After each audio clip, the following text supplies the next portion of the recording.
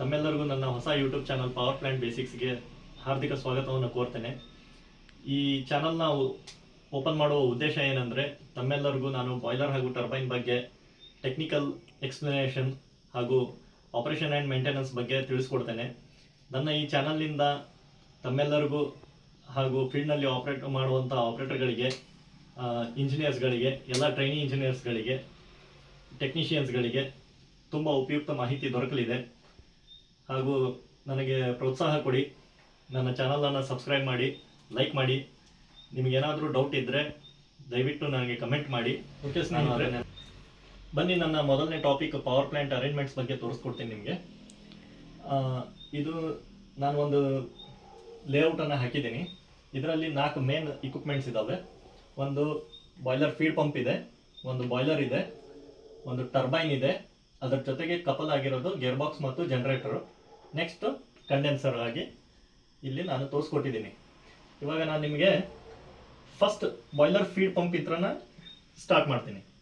Boiler feed pump ಅಂದ್ರೆ ಏನು? ಇದು ಒಂದು ಸೆಂಟ್ರಿಫಿಕಲ್ ಪಂಪ್. ಸೆಂಟ್ರಿಫಿಕಲ್ ಪಂಪಿಗೆ ಮಲ್ಟಿಪಲ್ ಸ್ಟೇಜಸ್ ಇರ್ತವೆ. ಆ ಸ್ಟೇಜಸ್ ಎದಕ್ಕೆ ಯೂಸ್ ಮಾಡ್ತೀವಿ ಅಂದರೆ, ಪ್ರೆಷರ್ನ ನಮಗೆ ಬಾಯ್ಲರ್ಗೆ ರಿಕ್ವೈರ್ಡ್ ಪ್ರೆಷರ್ ಮತ್ತು ವಾಟರ್ ಸಪ್ಲೈ ಈಸಿಲಿ ಆಗಲಿ ಅನ್ನೋ ಕಾರಣಕ್ಕೆ ನಾವು ಬಾಯ್ಲರ್ ಫೀಡ್ ಪಂಪನ್ನು ಯೂಸ್ ಮಾಡ್ತೇವೆ. ಈ ಬಾಯ್ಲರ್ ಫೀಡ್ ಪಂಪ್ ಸಬ್ಸ್ಟೆನ್ಸ್ ಏನಿದೆ, ನಮ್ಮದು ಡಿ ಎಮ್ ವಾಟರ್ ಇರುತ್ತೆ, ಸಕ್ಷನ್. ಇದರಲ್ಲಿ ಏನಾಗುತ್ತೆ, 1 kg 1 kg ಸಕ್ಷನ್ ಇದ್ದಿದ್ದು 5 kg 10 kg 40 kg ಈ ಥರ ನಮಗೆ ನೆಸೆಸಿಟಿ ಎಷ್ಟು ಬೇಕೋ ಅಷ್ಟು ನಾವು ಬಾಯ್ಲರ್ಗೆ ವಾಟರ್ನ ಪಾಸ್ ಮಾಡ್ತೀವಿ. ಈ ಬಾಯ್ಲರ್ ಫೀಡ್ ಪಂಪಿಂದ ಇವಾಗ ನಾವು ಬಾಯ್ಲರ್ಗೆ ವಾಟರ್ ಪಾಸ್ ಮಾಡಿದ್ವಿ.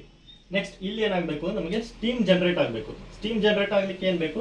ಹೀಟ್ ಬೇಕು. ಹೀಟ್ ಬೇಕಾಗಿದ್ದಕ್ಕೆ ನಾವು ಫ್ಯೂಯಲ್ ಯೂಸ್ ಮಾಡಬೇಕಾಗುತ್ತೆ. ಒಂದು ಬಗ್ಯಾಸ್ ಯೂಸ್ ಮಾಡ್ಬೋದು, ಅಥವಾ ಬೇರೆ ಬೇರೆ ಯಾವುದಾದ್ರೂ ಕೋಲ್ ಇದ್ದಾವೆ, ಬಗ್ಯಾಸ್ ಇದೆ, ರೈಸ್ ಹಸ್ಕ್ ಇದೆ, ಈ ಥರದ್ದು ಬೇರೆ ಬೇರೆ ಫ್ಯೂಯಲ್ಗಳನ್ನು ನಾವು ಇಲ್ಲಿ ಯೂಸ್ ಮಾಡ್ತೀವಿ. ನಾನಿಲ್ಲಿ ನಿಮಗೆ ಒಂದು ಶಾರ್ಟ್ ಆಗಿ ಒಂದು ಕೋಲ್ ಅರೇಂಜ್ಮೆಂಟನ್ನು ತೋರಿಸಿದ್ದೀನಿ, ಒಂದು ಕೋಲ್ ಬಂಕರನ್ನು ತೋರಿಸಿದ್ದೀನಿ. ಅದರಿಂದ ಏನಾಗುತ್ತೆ, ನಾನಿಲ್ಲಿ ಕೋಲ್ ಸಪ್ಲೈ ಮಾಡ್ತಾ ಇದ್ದೀನಿ ಬಾಯ್ಲರ್ಗೆ. ನೆಕ್ಸ್ಟ್ ಅದು ಬರ್ನ್ ಆಗಲಿಕ್ಕೆ ನಮಗೆ O2 ಅವಶ್ಯಕತೆ ಇರುತ್ತೆ, ಅಂದರೆ ಆಕ್ಸಿಜನ್ ಅವಶ್ಯಕತೆ ಇರುತ್ತೆ. ಆ ಆಕ್ಸಿಜನ್ ಅವಶ್ಯಕತೆ ಪೂರೈಸಲಿಕ್ಕೆ ನಾನು ಒಂದು ಫ್ಯಾನ್ ಅರೇಂಜ್ಮೆಂಟನ್ನು ಕೊಟ್ಟಿದ್ದೀನಿ ಇಲ್ಲಿ. ಅಂದರೆ ನಮಗಿಲ್ಲಿ ನೆಕ್ಸ್ಟ್ ಸ್ಟೀಮ್ ಜನರೇಟ್ ಆಗಬೇಕಲ್ಲ, ಆ ಪ್ರಾಪರ್ ಕಂಬಷನ್ ಆಗಲಿಕ್ಕೆ ಏನಾಗುತ್ತೆ, ಪ್ರಾಪರ್ ಕಂಬಷನ್ ಆದರೆ ಸ್ಟೀಮ್ ಜನರೇಟ್ ಆಗುತ್ತೆ. ಅಂದರೆ ಕೆಮಿಕಲ್ ಎನರ್ಜಿ ಕನ್ವರ್ಟ್ ಆಗಿ heat energy, nothing but kinetic energy form ಆಗುತ್ತೆ. ಕೆಮಿಕಲ್ ಎನರ್ಜಿ ಅಂದರೆ ಕೋಲಿಂದ ನಮಗೆ ಏನು ಬರುತ್ತೆ, ಕಾರ್ಬನ್ ಸಿಗುತ್ತೆ. ನೆಕ್ಸ್ಟ್ ಏರಲ್ಲಿ ನಮಗೆ ಆಕ್ಸಿಜನ್ ಇರುತ್ತೆ. ಅದು ಕನ್ವರ್ಟ್ ಆದಮೇಲೆ, ಕಂಬಷನ್ ಆದಮೇಲೆ ರಿಯಾಕ್ಷನ್ ಏನಾಗುತ್ತೆ ಅಂದರೆ ಕಾರ್ಬನ್ ಡೈಆಕ್ಸೈಡ್ ಆಗುತ್ತೆ ಮತ್ತು ಸ್ವಲ್ಪ ಪ್ರಮಾಣದ ಹೀಟನ್ನು ನಾವು ಇಲ್ಲಿ ಪಡ್ಕೊತದೆ.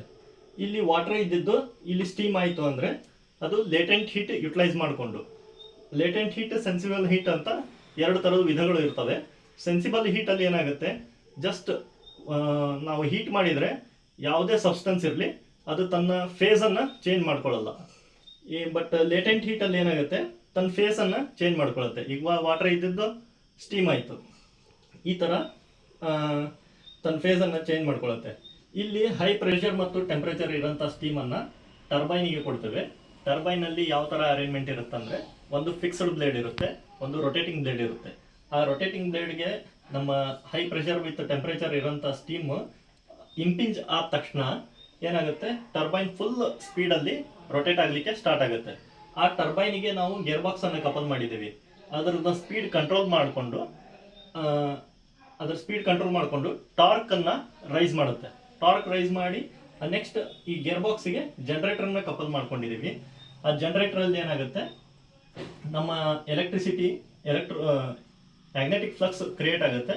ಅಲ್ಲಿಂದ ನಮ್ಮದು ಎಲೆಕ್ಟ್ರಿಸಿಟಿ ಪ್ರೊಡ್ಯೂಸ್ ಆಗುತ್ತೆ. ಎಲೆಕ್ಟ್ರಿಸಿಟಿ ಜನರೇಟ್ ಆಗೋದು ನಮ್ಮದು ಇಲ್ಲಿವರೆಗೆ ಏನಾಯಿತು, ಈ ಕೆನೆಟಿಕ್ ಎನರ್ಜಿ ಬಂದು ಇಲ್ಲಿ ಮೆಕ್ಯಾನಿಕಲ್ ಎನರ್ಜಿ ಫಾರ್ಮ್ ಆಯಿತು, ಅಂದರೆ ರೊಟೇಷನ್ ಆಯಿತು. ನೆಕ್ಸ್ಟು ನಾವು ಅದನ್ನು ಕಪಲ್ ಮಾಡಿಕೊಂಡು ಮೆಕ್ಯಾನಿಕಲ್ ಎನರ್ಜಿಯನ್ನು ಎಲೆಕ್ಟ್ರಿಕಲ್ ಎನರ್ಜಿಯಾಗಿ ಜನರೇಟ್ ಮಾಡ್ಕೊಂಡ್ವಿ, ಯುಟಿಲೈಸ್ ಮಾಡ್ಕೊಂಡ್ವಿ. ನೆಕ್ಸ್ಟ್ ಆ ಬಂದಿರೋಂಥ ಎಲೆಕ್ಟ್ರಿಸಿಟಿನ ನಾವು ಟ್ರಾನ್ಸ್ಫಾರ್ಮರ್ ಥ್ರೂ ಸ್ಟೆಪ್ ಅಪ್ ಮಾಡಿಕೊಂಡು ಗ್ರಿಡ್ಗಾದರೂ ಕೊಡ್ತೀವಿ, ಅಥವಾ ನಮ್ಮ ಸ್ವಂತ ಬಳಕೆಗಾಗಿ ಕ್ಯಾಪ್ಟಿವ್ ಪವರ್ ಪ್ಲ್ಯಾಂಟ್ ಇದ್ದರೆ ಯುಟಿಲೈಸ್ ಮಾಡ್ಕೊತೀವಿ. ನೆಕ್ಸ್ಟ್ ಏನಾಗುತ್ತೆ, ಇಲ್ಲಿಂದ ಬಂದಿರೋಂಥ ಹೈ ಪ್ರೆಷರ್ ವಿತ್ ಟೆಂಪ್ರೇಚರ್ ಇರೋಂಥ ಸ್ಟೀಮು ನಾವು ಆಫ್ಟರ್ ಅದರದ್ದು ವರ್ಕ್ ಡನ್ ಆದಮೇಲೆ ನಾವೇನಾಗುತ್ತೆ, ಪ್ರೆಷರ್ ಮತ್ತು ಟೆಂಪ್ರೇಚರ್ ಎರಡು ರೆಡ್ಯೂಸ್ ಆಗ್ತದೆ. ಆ ಸ್ಟೀಮನ್ನು ನಾವು ಎಕ್ಸಾಸ್ಟ್ ಥ್ರೂ ಕಂಡೆನ್ಸರಿಗೆ ಕೊಟ್ಕೊತೀವಿ. ಕಂಡೆನ್ಸರಲ್ಲಿ ಏನಾಗುತ್ತೆ, it is just heat exchanger ಥರ ವರ್ಕ್ ಆಗುತ್ತೆ. ಇಲ್ಲಿ ನಾವು ಒಂದು ಬೇರೆ ಕಡೆ ಸೋರ್ಸಿಂದ ವಾಟರ್ನ ಇನ್ ಮಾಡ್ತೀವಿ. ಆ ವಾಟರ್ ಇನ್ ಆಗಿದ್ದು ಟ್ಯೂಬಲ್ಲಿ ಪಾಸ್ ಆಗುತ್ತೆ. ಸರೌಂಡಿಂಗ್ ಏನಾಗುತ್ತೆ, ಸ್ಟೀಮ್ ಇರುತ್ತಲ್ಲ, ಆ ಸ್ಟೀಮನ್ನು ತಣ್ಣಗೆ ಮಾಡುತ್ತೆ. ಕೂಲ್ ಮಾಡಿ ಆ ಸ್ಟೀಮು ವಾಟರ್ ಆಗಿ ಕನ್ವರ್ಟ್ ಆಗುತ್ತೆ. ಮತ್ತೆ ಇಲ್ಲಿ ಫೇಸ್ ಚೇಂಜ್ ಆಯಿತು. ಓಕೆ, ಈ ಹೊರಗಡೆಯಿಂದ ಬಂದಿರತಕ್ಕಂಥ ನಮಗೆ ವಾಟರ್ ಏನಿದೆ ಅದನ್ನು ನಾವು ಮತ್ತೆ ಹೊರಗಡೆ ಅರೇಂಜ್ಮೆಂಟ್ಸ್ ಥ್ರೂ ನಾವು ಅದನ್ನು ಪಾಸ್ ಮಾಡ್ತೀವಿ. ಈ ಸೈಕಲ್ ಏನಿದೆ ಕಂಟಿನ್ಯೂಯಸ್ ಆಗ್ತಾನೆ ಇರ್ತದೆ. ನೆಕ್ಸ್ಟ್ ಇದೇ ವಾಟರ್ನ ನಾವು ಯುಟಿಲೈಸ್ ಮಾಡಿಕೊಂಡು ಫೀಡ್ ಪಂಪ್ ಥ್ರೂ ಮತ್ತೆ ಬಾಯ್ಲರಿಗೆ ಕೊಡ್ತೇವೆ. ಅದು ಸ್ಟೀಮ್ ಆಗುತ್ತೆ, ಮತ್ತೆ ಟರ್ಬೈನಿಗೆ ಬರುತ್ತೆ, ಎಲೆಕ್ಟ್ರಿಸಿಟಿ ಜನರೇಟ್ ಆಗುತ್ತೆ. ಅದೇ ಲೋ ಪ್ರೆಷರ್ ಟೆಂಪ್ರೇಚರ್ ಇರೋಂಥ ಸ್ಟೀಮು ಇಲ್ಲಿ heat exchanger, nothing but condenser through ಏನಾಗುತ್ತೆ, ವಾಟರ್ ಆಗುತ್ತೆ. ಈ ಸೈಕಲ್ ಕಂಟಿನ್ಯೂ ಆಗ್ತಾ ಇರ್ತದೆ. ಇದೆಲ್ಲ ನಮ್ಮದು ಪವರ್ ಪ್ಲಾಂಟ್ ವರ್ಕ್ ಆಗೋದು ಒಂದು ರ್ಯಾಂಕೈನ್ ಸೈಕಲ್ ಅನ್ನೋ ಒಂದು ಟಾಪಿಕ್ ಮೇಲೆ. ಆ ರ್ಯಾಂಕೈನ್ ಸೈಕಲ್ ಬಗ್ಗೆ ನಾನು ನಿಮಗೆ ನೆಕ್ಸ್ಟ್ ವಿಡಿಯೋದಲ್ಲಿ ಹೇಳ್ಕೊಡ್ತೇನೆ. ಇದಾಗಿಲ್ಲ ಅಂದರೆ ದಯವಿಟ್ಟು ಕಮೆಂಟ್ ಸೆಕ್ಷನಲ್ಲಿ ಹಾಕಿ. ನಾನು ಪ್ರತಿಯೊಂದು ಪಾರ್ಟು, ಪ್ರತಿಯೊಂದು ಇಕ್ವಿಪ್ಮೆಂಟ್ ಬಗ್ಗೆ ಡೀಟೇಲ್ ಆಗಿ ನಿಮಗೆ ನೆಕ್ಸ್ಟ್ ವಿಡಿಯೋಗಳಲ್ಲಿ ಹೇಳ್ತಾ ಹೋಗ್ತೇನೆ. ಧನ್ಯವಾದಗಳು.